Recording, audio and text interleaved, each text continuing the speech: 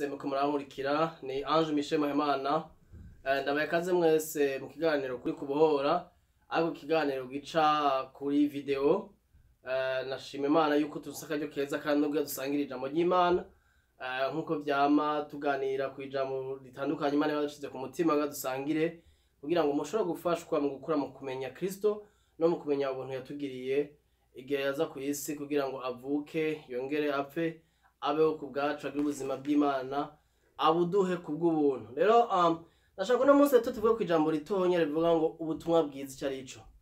Ubutumwa bwiza ikintu gikomeye cyane abantu benshi tufise ko tuvyita, hari igihe abantu usanga tutumva ubutumwa bwiza twitiranya inkuru n'ubutumwa bwiza, hari igihe tuvuga ubutumwa ugasanga mugasa ubutumwa bwiza, ariko Paul mu gitabo c'Abikorintho ca mbere 15 1 Corinthiens 15 umurongo wa mbere gushika ku murongo wangira ngo wa 11 aravuga ico ubutumwa bwiza agerageza kubusigura kugira ngo abakristo bari bizera, mvuze abakristo mu ishengero rya mbere ntibabita abakristo, babita abigisha canke abadisiple, kugira ngo abadisiple ba Kristo abigishwa ba Kristo bashaka kumenya ivyo bizeye batakanyiganyiga.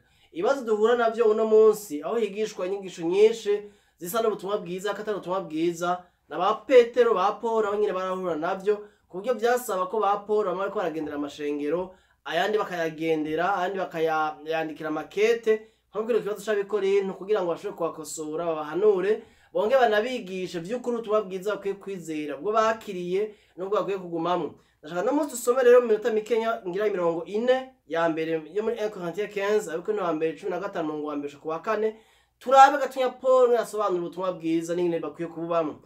Twasoma haravuga ngo bene data ndabamenyesha ubutumwa bwiza, muri make yagira abaproclamira ubutumwa bwiza abizeye ubwo nababariye, muri make kwagereza kubibutsa ubutumwa bwiza yari yarababwiye Paul ubwiwe yaragiye kubabwira ubutumwa bwiza ati rero nagira ndabamenyeshe ubutumwa bwiza ubwo nababariye, evangile nababwiye jewe ngiye agira tamwe kuyivuga. Rero avuga ati namwe mukabwakira, muri make ubutumwa bwiza buravugwa ariko kandi burakigwa kuko arabashaka kubwumva akaburojeta nkuko tubibona muri Bibiliya hatandukanye. Yesu yarabwira intumwa ziya zirungise ku butumwa bwiza bw'ubwami akababwira ati mu gisagara muzogenda mu bakabakira kubera muri intumwa z'Imana muze mugende muhane nabo n'uwo muntu yabakiriye umugisha wanyu uzogumana nawe n'amahoro yanyu azogumana nawe, ariko abazokwanka kubakira kubumviriza no kumva ivyo muje kubabwira muze no kunkumura ibirenge byanyu inkungugu ibasigare ko, muri make mvuga ati twiwe turakunkumuye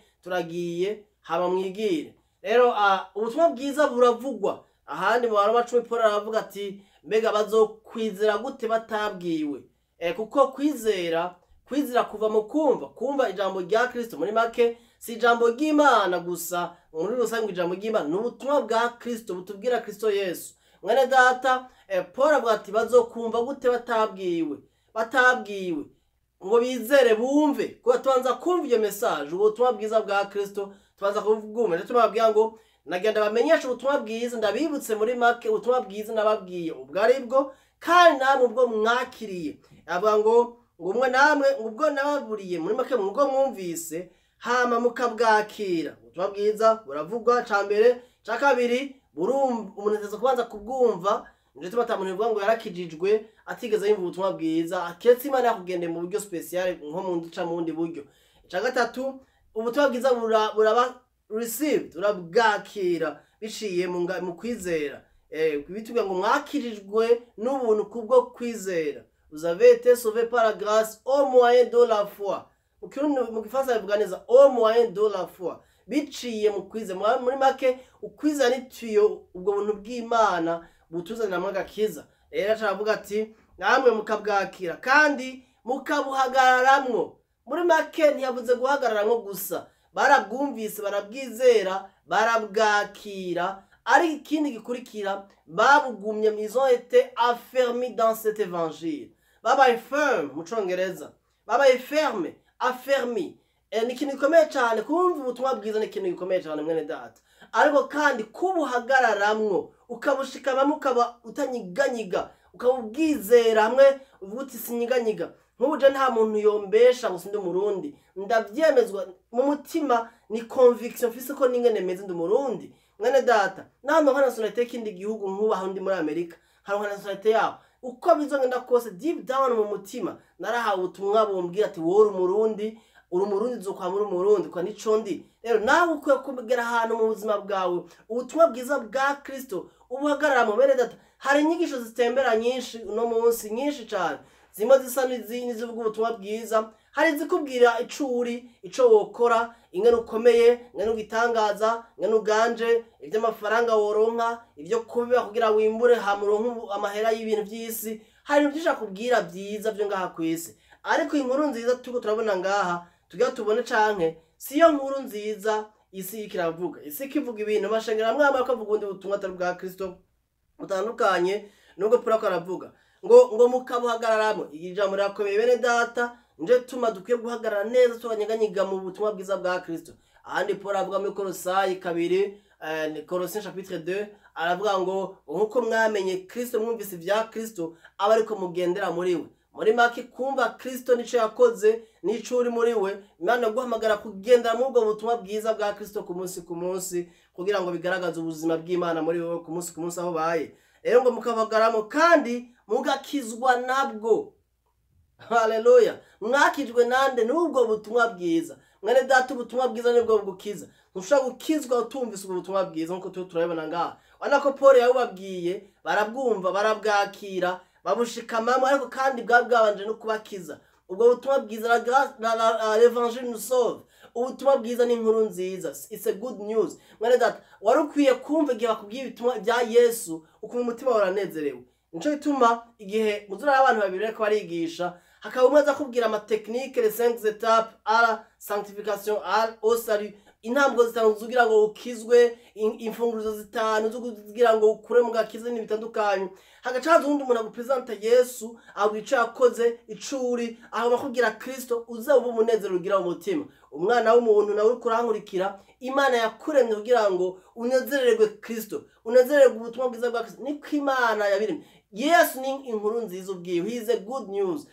Christ est l'évangile, il est la bonne nouvelle, niwe nkuru nziza. Nje tuma tu proclama Kristo yapfuye akazuka mu bapfuye. Imana ihimbazwe cyane. Rero tora yuko ngo avuga ngo mwakizwa nabwo ubutumwa bwiza buragukiza. Ugukiza buvuga ngaha ni kutuvana mu rupfu bikadushikana mu bugingo. Yesu yaravuze ngo uzomwizira wese ntazobona urupfu ukundi, kandi ngo azomuzura ku munsi w'herezo mu bapfuye amuha ubuzima buhoraho abane nawe ibihe bidashira. Mwene data ubutumwa bwiza buza kudukura ku rubanza rw'icaha, ubutumwa bwiza buza kudukura ku condamnation, ubutumwa bwiza buza kudukura nk'ubwoba bw'urupfu, ubutumwa bwiza buza kutubwira ko Kristo ari umwami yapfuye yazuze tuza kubibona ari insinzi tugendana mu mitima yacu twebwe twamwizeye. Aravuga ngo mugakizwa nabwo asangwa mukibufasha nk'uko nawe wabwiye. Umviriza, asangwa mukibufasha nk'uko nababwiye. Muri make ni ibyaba by'ukuri ibi byose yavuze hejuru bibabako, ni ibyaba by'ukuri mugifise ibyo nababwiye, mutakase ngo mudeviye ngo mumvirize izindi nkuru ngo muvuge ubundi butumwa bundi butandukanye n'ubwa Kristo.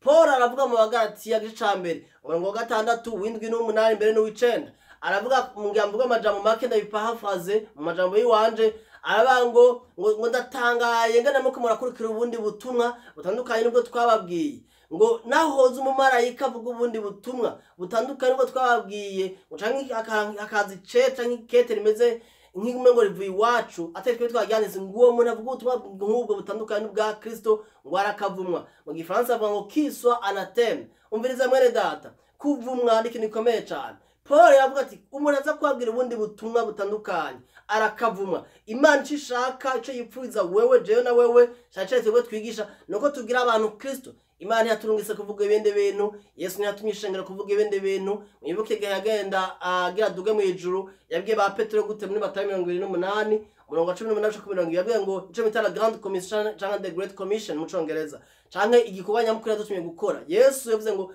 genda mu mahanga yose mubabwire ubutumwa bwiza. Ntiyatubwiye tubabwire bad news, yatubwiye good news, tubabwire glad tidings, inkuru remesha umutima, iruhura umutima, ibohora imitima, ibohora ubuzima. Ati genda mubabwire ubutumwa bwiza, ati mubigishe kwitondera ibyo nabategetse byose. Umviriza, yaturungise kuvuga ubutumwa bwiza. Natwe dusaba kubuhagararamo, kubugumya ntitubutakaze. Mwene data no munsi hari ibintu byinshi bitakaza ubutumwa bwiza. Shaka wibaze gihe cyose ahantu usengera nimba kurankurikira nimba wigisha uharure inshuro bavuga Yesu canke bakwigisha kuri Yesu. Mwene data, Imana ntiduhamagara gukora ikindi, iduhamagarira kujana abantu kuri Yesu. Imana ntihamagarira jewe ndiko ndigisha nk'uwo wigisha ko tujana abantu kuri twebwe kugira ngo badushire hejuru, kugira ngo batwubahe. Jewe birangyohera cyane nankweze rimwe na rimwe abantu benshi bakunda kunyandikira bakanyita ngo man of God cyangwa homme de Dieu. Ni byiza yuko abantu kumbure bakutugeze na ko icubahiro kumera guhakora abafashe mu buzima, ni byiza, ariko rimwe na rimwe ndana ibintu ntinya. Kubera iki? Urusanga umengo twiho dushaka gushigwa hejuru. Ntuze niwe yavuze ijambo rikomeye cyane, Yohana Umubatizi yavuze ijambo rikomeye, abakamubwira ko Yesu asigaye akurikirwa n'abantu benshi, abatiza abantu benshi gusumba Yohana Umubatizi. Hariho ikintu cajaruzi mu bigishwa ba Yohana Umubatizi, atarababwira ati ujya akwiye gushigwa hejuru nanje ngashigwa hasi. Aya n'amajambo akomeye mwene data. Imana ishaka ko dukwega amafuru kuri twebwe, ahubwo ishaka yuko umuntu wese twigisha, umuntu wese twumva ubutumwa bwiza, aho kwiyumvira pastor wiwe canke umurongozi wiwe, ashira amaso kuri Kristo, ukunda Kristo. Ego wakwigisha ubutumwa bwiza mu nyuma uvamwe ukamukunda ukanamwubaha, ariko ni byiza yuko wamubona yuko ari igikoresho ca Kristo kiyo kiragujana kubona Kristo. Yesu yavuze ngo inamara kumanikwa ku musaraba nzokwikwegera ko amahanga yose. Umvereza, ntiyavuze ngo nimwamara kubwira abantu ko namanitse ku musaraba ngo abantu bazuca baraba mwebwe, ahubwo bazoshira amaso kuri Kristo. Imana ishaka ko dushira amaso ku mwami wacu, kuri Kristo wenyene, nta kindi yipfuza. Rero tubatubwira ngo duhagarare dushikamye muri ubwo butumwa bwiza twahawe. Aravuze ikintu gikomeye cyane kuno murongo, aravuga ngo asangwa mukibufasha nk'uko nabo babwiye shiti mwoba mwizereye ubusa, kiretse mwoba mwizereye ubusa. Mwene data, nimba utagihagaze mu butumwa bwiza nk'uko Bibiri buvuga, nk'uko Bibiri bwigisha, mwene data, wizereye ubusa, waratakaje umwanya wawe, kurata n'umwanya wawe. Kumbure je ndakunda kubwira abantu ukabusengera ahantu batakubwira Yesu, bakubwira ibintu wokora, bakubwira amafaranga, bamwe bakubwira kuri kivume, batakwereka Kristo niko yakoze. Muri wewe utumva uri affermi en Christ, udashikanye muri Kristo, siniya kubwira abantu aho hantu have urondera ishengero rikubwira ibya Kristo. Si amashengero menshi avuga Kristo. Jewe ndi mu gihugu ca Amerika, ndamaze kuja amashengero menshi ngaha mu mahita atandukanye, ariko uragenda amashengero amwe ugasanga ni morale hari, ugasanga ni ibintu ni nk'inamico zo kunezereza abana b'abantu, byo bice bitatu tiko kwagaza amatwi kugira abantu ibyo bashaka. Ugasanga umupastor ariko aravuga n'ubutumwa rimwe na rimwe, cyangwa umwigisha ko arigisha avuga ubutumwa ariko ariyeskiza, asaba imbabazi ngo mbabarire ushaka kubabaza. Mwene data,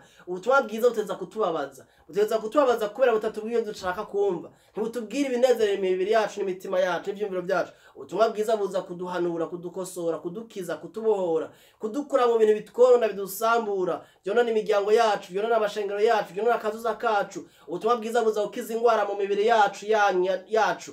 Ubutumwa bwiza bwa Kristo tuteza kubuhagararira, tugashikama, tutanyiganyiga muri bwo. Ubu nibwo butumwa bwiza rero Kristo aguhamagarira kuvuga, nibwo butumwa ahamagara kuvuga. Ubutumwa bwiza butabembereza. Kubembereza mvuze mvuze ngo kurya umutima abantu, ahubwo no kuvuga ijambo rivuga udaciye inyuma, udaciye iruhande, udakase, utongeyeko kandi udakuyeko. Ubwo nibwo butumwa bwiza bwa Kristo atubwira ngo duhagarare, ngo shiti nimba mukibufasha uko nabo babwiye. None isuzume wewe wibaze, mbega wigishwa ubutumwa bwiza nkuko biri buvuga, canke wigisha ibyo Bibiri bivuga? Ikindi kibazo ku bantu nuko marankurikira, mbega iyo abantu barakumviriza bashira amaso kuki? Bashira amaso kuri bo, ku ntege nke zabo, ku byo badashoboye, kugupfa kwabo, kugogwa kwabo, canke ku nkomezi zabo ngena baganje ari bitangaza bagiye kuronka amalamborghini n'amabugari n'ibindi miduga nyene ikomeye, ama Range Rovers. Oya, ahubwo ubutumwa bwiza bwateza kutujana ku mwami Yesu. Yesu niwe wenyene tukwiye kuvuga, Yesu niwe wenyene dukwiye gutahura, Yesu niwe twigisha. Paulo avuga ngo Kristo niwe tuvuga, Kristo niwe twigisha. Mwene data, haleluya. Umurongo wa 4 avuga kuko nabanje kubashikiriza, wa 3 kuko nabanje kubashikiriza ico nanje nahawe. Wari uzi ko atamuntu ashaka kwigisha ibya Kristo atarabihabwa?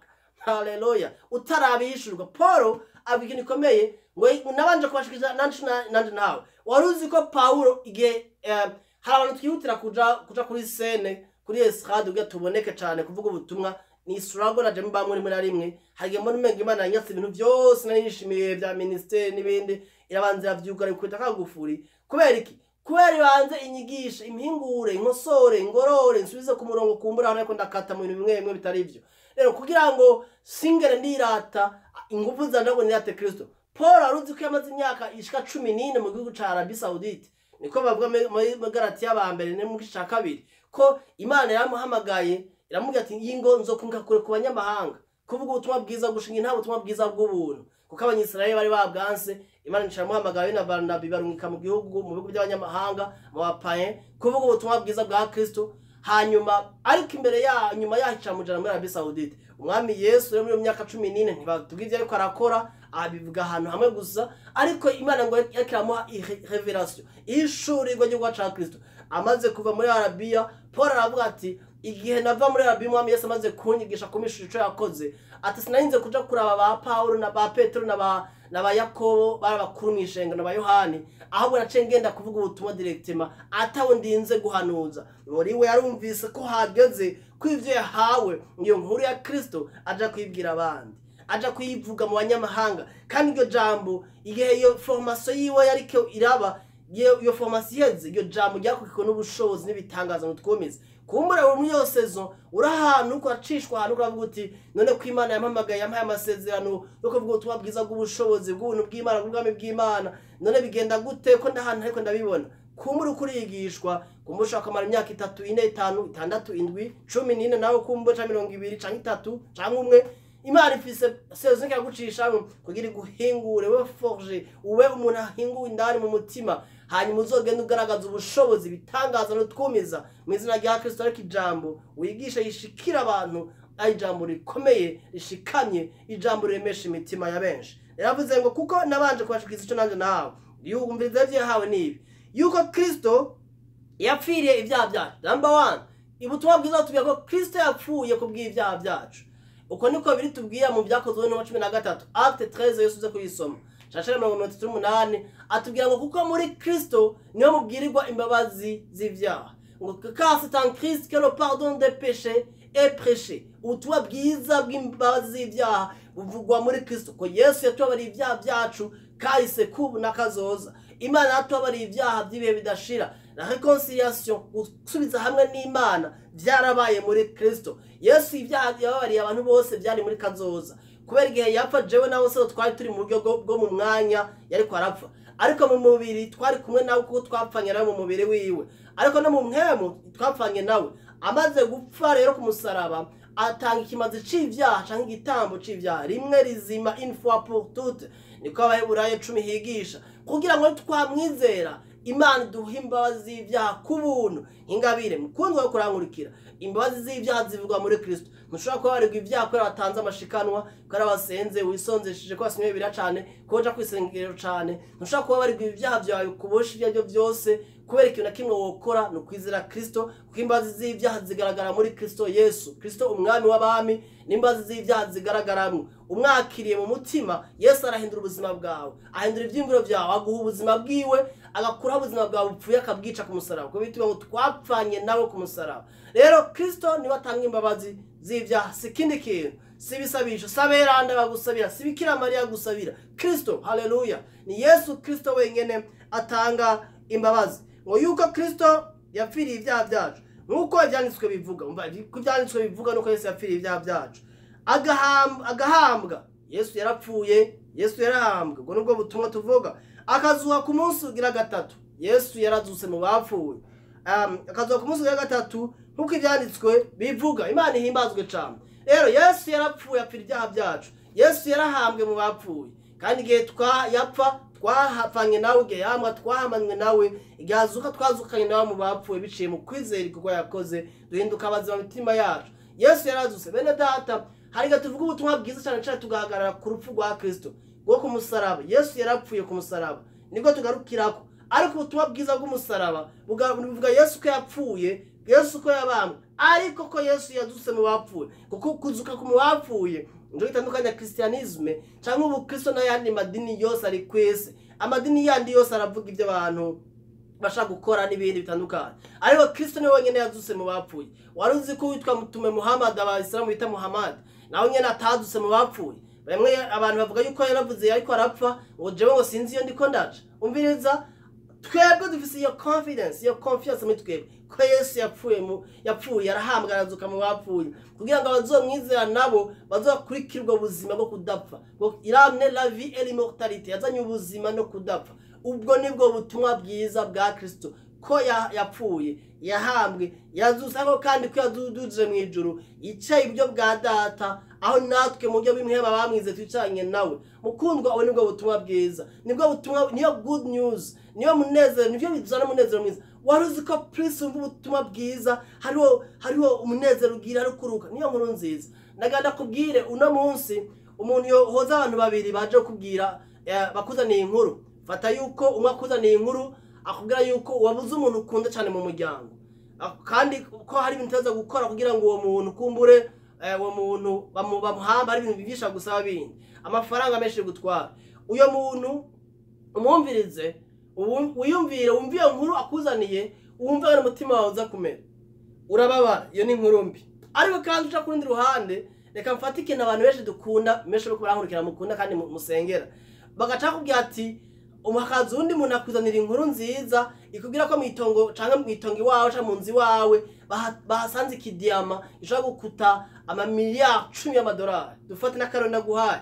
bakavuga ati muri gatongo ryawe harimo imari twahasanze ubutunzi bukomeye ca wiyumvira umunezero wogira ubwa mbere uratangara ubwa mbere wumva umutima urengewe ukumva oh my god ibi bintu nukuri umviriza ikibazo isigaye nuko utangura kubibamwo rero mwene data ubutumwa bwiza bwa Yesu bwateza kuvuga numwe tuzanye ubuzima buhoraho butandukanye n'ibindi bintu twadufise gwese benshi murafise amashuri muri kumarankurikira musama doctora maîtrise ama licence abandi mufise amafaranga menshi mwarize mu bigo bitandukanye ariko ivyo ntaco bivuze dafise umwami mu mutima wawe dafise Yesu umutima wawe nje tuma Yesu aragushaka yuko ibindi ko nakubwira ubutumwa bwiza buremesha umutima wawe ubafira muri vyakira ubigumemo ubishikamemo ugende ubibwira abandi nicimane duhamagara kuja kubwira abandi bene data Imana ashaka ko tuvuga ubutumwa bwiza tubwira abantu benshi Kristo yakoze niki kintu tuko ndakora nawe ugende upartage n'abandi kandi ukabushaka kumwakira mu mutima urashaka kumubwira uti mwami Yesu uyu munsi ndasema ukwizera ingo mu mutima wanje